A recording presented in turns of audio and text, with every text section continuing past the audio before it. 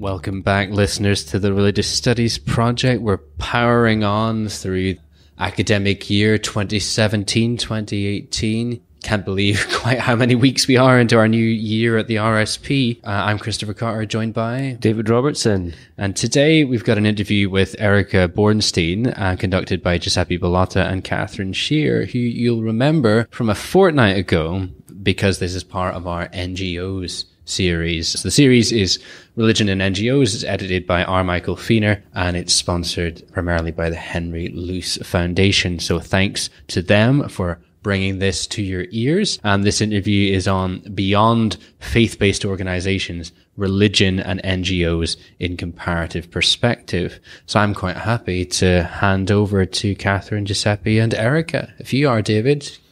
Yeah, I suppose so. Let's go. Welcome to the Religious Studies Project. We are Catherine Scheer and Giuseppe Bolotta, and this is the second installment of our series on religion and NGOs. A few words on this series. Since the turn of the 21st century, there has been a remarkable surge of interest among both policymakers and academics into the effects that religion has on international aid and development. Within this broad field, the work of religious NGOs, or so-called faith-based organizations, has garnered considerable attention. This series of podcasts for the Religious Studies Project seeks to explore how the discourses, practices, and institutional forms of both religious actors and purportedly secular NGOs intersect, and how these engagements result in changes in our understanding of both religion and development. Religious NGOs play significant roles in service delivery, community organization, advocacy, and mediating flows of information and resources across the globe. Their religious inflections can both enhance the effective reach of particular projects and complicate the already fraught policy environment in which NGOs operate. While policy frameworks influence the kinds of activities that religious NGOs are able to undertake, they rarely dictate practice. In this interview, we talk with Professor Erica Bornstein about her studies of religious giving and social activism in South Asia and Africa, and about what the results of her research contribute to our understanding of the complex configurations of faith-based organizations across diverse religious contexts. So before formally introducing our guest for today's interview, we would like to thank the Henry Luce Foundation for supporting our research on this topic and the production of this series. Now, speaking with us today about religion and NGOs is Professor Erica Bornstein. She is Associate Professor of Anthropology at the University of Wisconsin-Milwaukee. Her research critically examines non-profits, non-governmental organizations, and groups working in the voluntary sector. She has written several books on humanitarianism, philanthropy, and economic development, including the pioneering monographs The Spirit of Development, Protestant NGOs, Morality and Economics in Zimbabwe, first published by Routledge in 2003 and later reprinted by Stanford University Press in 2005, and more recently, Disquieting Gifts, Humanitarianism in New Delhi, published by Stanford University Press in 2012. She is one of the major experts of intersections between religion, economy, and politics in humanitarian fields, and we are greatly looking forward to speaking with her today. Thank you very much for being here with us at the Religious Studies Project, Erica. My pleasure. Catherine, you want to start with our first questions? Sure. Your book, The Spirit of Development, was a groundbreaking ethnography exploring the intersections between religion and development in Zimbabwe. You have since gone on to author Disquieting Gifts and also added the collection of chapters titled Forces of Compassion, which includes some rich essays analyzing the entanglements between religion and humanitarianism. How did you first become interested in this field? I originally wanted to study the relationship between religion and politics, and I was looking for an ethnographic site to think through a series of questions. More broadly, I'm interested in what motivates people to make social change, to change someone's religion, as in evangelical organizations, or to change someone's beliefs. In the case of faith-based organizations like World Vision Zimbabwe, I wanted to understand what motivates people to want to change people's lives, economically and spiritually. For religious people, economics can't be disaggregated from cosmological understanding. The distinction between material and spiritual realms doesn't make sense in many parts of the world. I've been fascinated by the conviction it takes to want to change someone's religion. Personally, I never understood it until I conducted my fieldwork in Zimbabwe, and I'd actually been rather afraid of it, the extreme force of the conviction. One finds similar conviction in other realms, in humanitarianism, in social activism. It has this utter urgency. At first sight, religious NGO might look like a strange hybrid between faith and socio-political activism within apparently secular policy frameworks. These organizations, religious inflections, can both enhance the effective reach of particular projects and complicate the already fraught policy environment in which NGOs operate. If we consider the development scenario of Zimbabwe in the 90s, compared to the very different humanitarian context of contemporary India, how do you see global, national and local policy frameworks shape the form taken up by religious NGOs and the projects they engage in? Well, the world was really a different place in the mid-1990s, especially for NGOs. It was a hopeful time and a growth period in both Zimbabwe and India. Zimbabwe achieved its independence much later than India, but both countries were former British colonies. Both had periods of socialism that later shifted to rapidly liberalizing economies. And NGOs were considered hopeful forces in the liberalization process. They multiplied in both settings. In Zimbabwe and in India, religious NGOs were involved in development, education, and healthcare, etc. Now, I can't say much about what's happening in contemporary Zimbabwe, as I'm not in touch with the NGO community there anymore.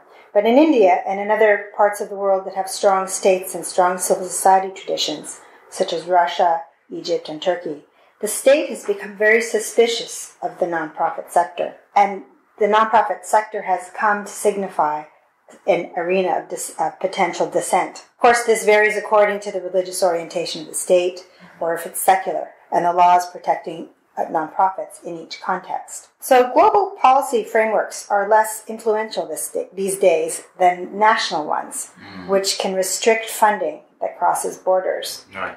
And this is a really big change since the 1990s, because NGOs can't survive without donor support. They're donor dependent. Right. In your work on Christian NGOs in Zimbabwe and humanitarianism in India, you shed light on different intersections of religion and development by examining how different cultures of charitable giving operate within specific policy frameworks, institutional arrangements, and socio-economic contexts. Religious NGOs emerge as important brokers of these intersections. How would you describe the nature, if any, of these organizations, their specific position within global humanitarianisms, and the impact of their intervention in the contexts in which you conduct your research? Transnational NGOs like World Vision are very powerful because they move across contexts. They're a lot like corporations. And increasingly, such types of institutions are structured like corporations, with international boards and national offices. At times, the national office has to be incorporated as a local organization in each country. Thus, World Vision Zimbabwe will look and operate very differently than World Vision India. It will have a local board, and it will be staffed by local people. Also, abide by national laws. And this isn't any different from non-religious or secular NGOs like Oxfam or MSF. Right. But what might be different is the way that faith and faith-based activities can be carried out in each national setting.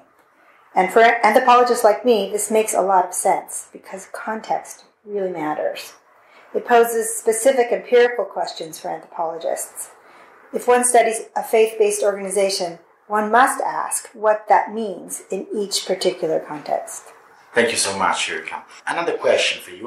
You have problematized the tension between global registers of humanitarianism and the business of everyday life. The concepts of liberal altruism and relational empathy you introduce in your book on humanitarianism in India seem to echo this tension. Do religious NGOs position themselves in a specific way within this tension? So, based on my last answer to the question about context, I'm reluctant to make huge generalizations. If I must try, I'd say that religious organizations operate within a framework of a community of believers. And in this sense, they're relational. However, we have to be attentive to minor differences. Some religions, like Christianity, are congregational. Relationality could be in terms of the congregation, and organizations like World Vision raise their money through church congregations for their child sponsorship programs. Hinduism is not a congregational religion.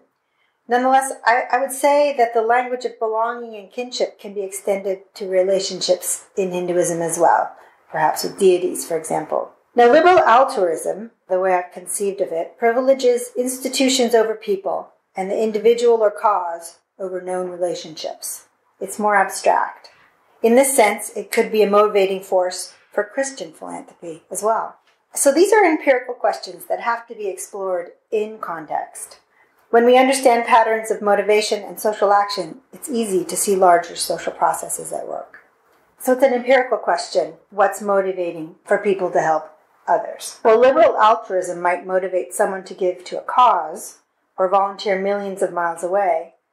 I venture to say that more local practices of humanitarianism are almost always guided by relational empathy. Sorry to interrupt the episode, but we just wanted to let you know, to remind you about our Patreon link. The Religious Studies Project has always been free since its inception, but we know that there's a great problem in academia with people not being paid for the work that they're expected to do, particularly early career scholars. And we at the RSP want to be part of the solution, not part of the problem. So you can help if you can spare even £1 a month by going to patreon.com/projectrs and subscribing. We know that these podcasts are very useful for people that are teaching and people in their learning. So if you can help either by subscribing there or by making a one-off donation using the PayPal button on our website, it'd be greatly appreciated. It will help us keep bringing you this podcast for free and fight against exploitation in academia. But now, back to the episode. Well, this was a fascinating introduction into how you got to your initial book. Now it would be interesting to understand how you moved from this ethnography, this pioneering ethnography of Protestant NGOs in Zimbabwe, to the broader topic of giving in the Indian context. It's a good question. As a matter of fact, in anthropology, it's not really common to change such regional areas of research. And so it was, I think, either a brave or a stupid thing for me to do. But I did it because there was some unresolved issue from my first book, The Spirit of Development, that I felt I needed to explore. And in my first book, when I was studying child sponsorship, I realized that the gift could mean something very different for the person who's giving the gift and then for the recipient. So, for example, in Zimbabwe, when a sponsor gives to a family, it might displace power relationships within the family. And I know that World Vision has since changed its practices to try to avoid this, but in the mid-1990s, it was a real issue. It was creating jealousies, and it was really disrupting all sorts of relationships on the ground, in communities, between children. That really fascinated me. Also, there was some hesitation to start child sponsorship programs within Zimbabwe because of people's understandings of ancestral relationships. And how could one take care of a child if one didn't know the ancestral relationship? So the whole sense of relationality extended out into the spirit realm as well as the local community. Yeah. That really stuck with me. And that was a part of my project, but it wasn't the entire book. So I wanted to study giving, I knew that, and I wanted to go to a place that was radically different, that wasn't Christian, because I thought so much about Christian ideas of giving and charity. But I knew that there are other places where people do this kind of activity, and it's very different looking. So India is not a Christian nation. It's majority Hindu, although it has a missionary history as well. And it also has this British colonial history. But the gift, ideas of giving, are some of them are radically influenced by Hindu ideas of freedom and liberation from the material realm. So it presented a completely different environment to try to test some of my questions. When I got to India, I had a lot to learn, and that was good. As an ethnographer, you have to be humble, and you learn, and you realize how complicated the world can be. But what I was really struck by is how people in New Delhi, Indians, mostly Hindus that I was talking with, in religious contexts like temples, as well as in secular arenas like orphanages, Indians had really different ideas of what it meant to donate their time and their efforts and even their funds than the volunteers coming from abroad. Exactly. So that became the comparative relationship, which is kind of similar to what I was looking at in Zimbabwe with its sponsors. But because the cultural, historical context was so radically different, it really opened my mind up to think about giving differently, and humanitarianism as well. Right, coming up from the ground. Coming up from the ground and not the ground, right? From all over the world, landing in airplanes and people and not knowing how to behave properly in a humanitarian context. People expecting to volunteer and NGOs not knowing how to integrate volunteers. Channel the energies. Yeah. Thank you. Yeah. Do you want maybe to tell us, because this is an interesting story, how you position yourself as an anthropologist, as a mother, as a wife within the humanitarian Indian context in its plural manifestations, because this was a very interesting introductory part of your book on humanitarianism in New Delhi.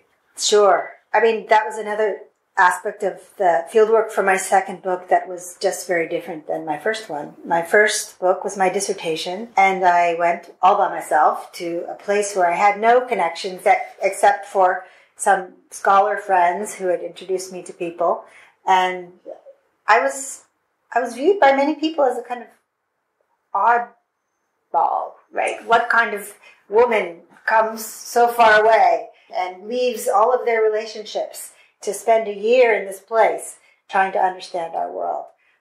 And when I went to India, I was a lot older, married, had a kid, and my partner is from India, so I had a kind of network of social relationships that I was thrust into and embraced by, and those relationships taught me a lot about what it meant to participate in society as a good human being, and what it meant to give, what the duty of giving meant to family, this kin-based kind of giving, which is not humanitarian, and then giving to strangers. And it was, I think that was something that also helped me understand this distinction between the kinship of humanitarianism and more liberal ideas of giving to strangers.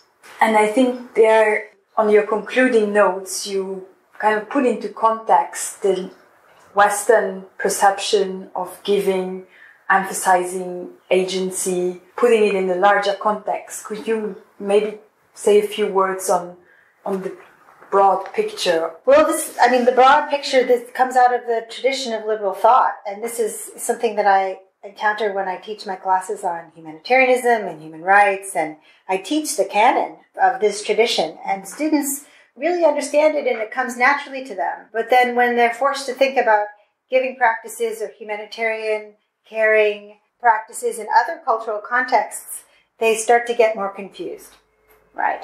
And that's the comparative relationship that I was trying to explore. I was really struck also as I wrote this book, and writing ethnographies takes years, so I would go to the field for a year and then come back and write, and then go back and re-explore and come back and write and teach in my job.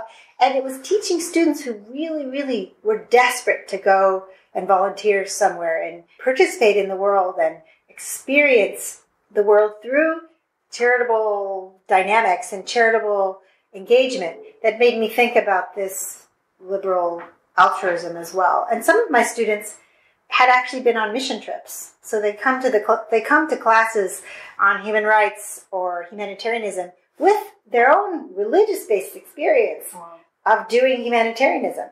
But they're forced to think critically about it for the first time.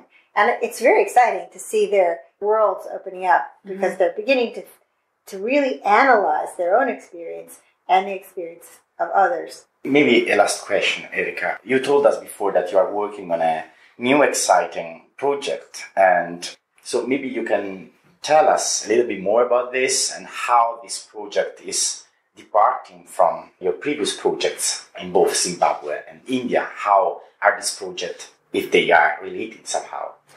Sure, they're definitely related. So if I could create a narrative arc of my books, the first one was really about NGOs. And I compared two NGOs, and I really looked at what it meant to be a religious NGO, what it meant for the people who work for the organization in different office locations, and for people who engage with the organization kind of peripherally as sponsors, or donors, and then also as beneficiaries. So the NGO, as a central form, I really wanted to put on the map with that book and say, this is important. We need to understand what these kinds of institutional actors are doing in the world, because they're doing a lot and they're very powerful. And World Vision at the time was the biggest Christian NGO in the world. So I wanted to look at something that was good at what it did. It's hard to study nonprofits, and I just got a little sick of it. And when I was in India, I decided for my second book, Disquieting Gifts, I wanted to really explode the category of humanitarianism and giving, and not get constrained by the category of the NGO and the institution. So my fieldwork was very different. I didn't sit down in one organization. I went all over the place. I talked to as many people as possible. I tried to think about humanitarianism in all of its possible incarnations. Including within your family circles, right? Right, within my family circles. And they honestly were very helpful in introducing me to people who did this kind of work. It was through those networks that I could find people doing the daily practices, the ordinary practices of humanitarianism.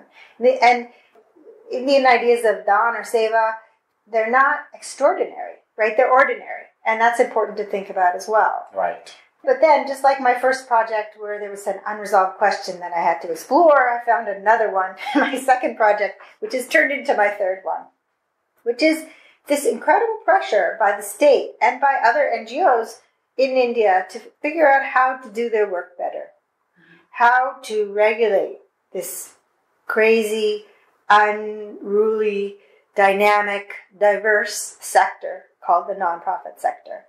How does one... in the nonprofit sector, they're not elected, they're not assessed in any coherent way, and that's part of the power of that arena, is that it's so diverse and so dynamic and so fluid and so responsive to what happens. So I decided I wanted to look at that process itself. And this book I'm writing now is an ethnography of regulation, and it looks at laws. And I've been studying advocacy and research organizations, trying to work with the government to create laws that are helpful to the nonprofit sector. I also have been interviewing tax accountants and civil servants and people who really try to help NGOs abide by the laws, and looking at it over time, like a kind of decade-long view that I'm exploring. How do these laws change? How does the engagement with the laws affect people doing this kind of work, this kind of nonprofit work in the Indian context? I think civil society is changing, as I mentioned, in the world as well. So it's part of a much larger shift that I see taking place of the relationship of nonprofits in society. And religious nonprofits are part of this. They've always been a big part of it.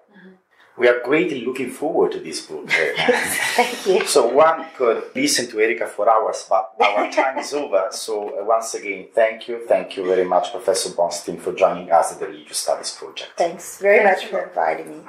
Thanks to everybody for that. Another very interesting interview and an interesting series. Something that I don't think we would ever have come up with to do, Chris. So really good to have people bringing us these ideas. And if you are involved in a project that you think we'd be a good home to cover some podcasts for, please do get in touch at editors@religiousstudiesproject.com as ever. We'd be delighted to hear from you. Yeah, absolutely, because we are constrained by our own research interests and the kind of avenues that we would think would be interesting to explore. So our listeners and other academics out there are our source for inspiration. So absolutely, please contribute. We've got an interview next week. Sammy Bishop recorded again at the Soccer Conference with Adam Passamai on hyperreal religion. So that is what's on hyperreal religion, digital capitalism, and the Pygmalion effect. Adam Passamai has worked with our good friend Professor Jim Cox. They wrote a book together on religion and non-religion amongst the Australian Aboriginal people. That's right, yes. He also has worked with Carol Cusack as well, and her work on invented religions builds upon Passamai's concept of hyperreal religion. Yeah. So you might want to go back and check that interview out. One of our very first, actually, I think, perhaps the third interview we recorded, maybe the fourth. Yeah, it certainly went out very early. It was in that first batch of interviews at the VSR 2011 in Durham. Absolutely correct. So do check that out, and it'll be interesting to see how his thinking has developed, probably along slightly different lines from Carol's. In the meantime, don't think we've got too much in the way of extra news. We're into that sort of part of the academic year where things are trundling along quite nicely. We've got a full schedule for you, everyone, right up until our festive break. And I know that David is hard at work editing our festive midwinter Irreverent special. Absolutely, I am. But I think we're actually scheduled past that now. I think we're into January, possibly even February. Got a lot of great material lined up, and still more to come in before the year's over. So do keep in touch. You can follow us. Oh, I don't need to do that anymore because it's on the thing. Because it's on the end. Yeah. See, listen, we're so well practiced at doing all the spiel. We forgot that we've do you know, I was that. thinking about this the other day. This is what, like the 270th one. So the number of times we've sat down and done this. You know, it's Monday or hello there, or whatever we do at the beginning. We must be embodying these kind of things. Anyway, just go away. Yeah. Or no, that's not it. It's thanks for listening. The Religious Studies Project is sponsored by the British Association for the Study of Religions, the North American Association for the Study of Religion, and the International Association for the History of Religions. Brought to you by founders and editors-in-chief Chris Cotter and David Robertson, and managing editor Thomas J. Coleman III. Our features are edited by Jonathan Tuckett, and our opportunities digest by Jana Shirley. Podcast transcription by Helen Bradstock, with audio assistance from Gregory Schneider and Samuel Ward. Social media managed by Ray Radford, and sales and marketing by Sammy Bishop. Don't forget, you can support the project using our amazon.com.co.uk and .ca links, or by donating at patreon.com/projectrs. And you can find us on Facebook, Twitter, Google+, YouTube, iTunes, and other portals.